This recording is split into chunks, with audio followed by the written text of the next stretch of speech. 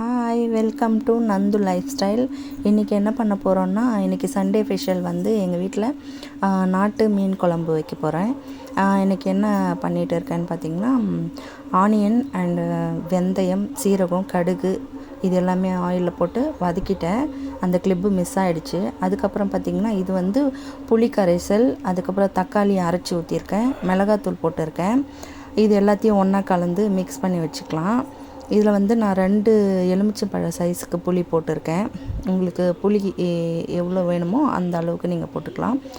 இதுக்கப்புறம் பார்த்திங்கன்னா, இது வந்து புல்லுக்கெண்டை மீனும் அண்டு விரால் மீனும் தலை, வால், அதுக்கப்புறம் கொஞ்சம் பீசஸ் எடுத்து வச்சுருக்கேன். இப்போது அந்த தாளிப்பில் வந்துட்டு அந்த கரைச்சி வச்சிருந்த மசாலாவை எடுத்து ஊற்றிக்க வேண்டியது தான். அவ்வளோதாங்க, ஒன்றுமே பண்ண வேண்டாம். ரொம்ப சிம்பிள் இந்த மீன் குழம்பு.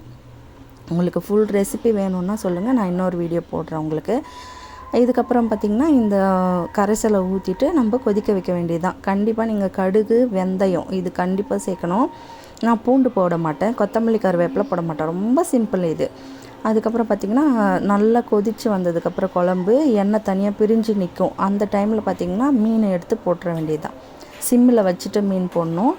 சிம்மில் வச்சுட்டு போட்டிங்கன்னா மீன் உடையாமல் இருக்கும். அதுக்கப்புறம் பார்த்திங்கன்னா, கொதிக்க விட்டு இறக்கிட வேண்டியது தான். இப்போ வந்து குழம்பு கொதிக்குது. கொதித்ததுக்கப்புறம் நம்ம ஆஃப் பண்ணிக்கலாம். ஆஃப் பண்ணி மூடி வச்சு உடனே சாப்பிடாமல் ஒரு 1/2 hour 1 hour கழித்து சாப்பிட்டிங்கன்னா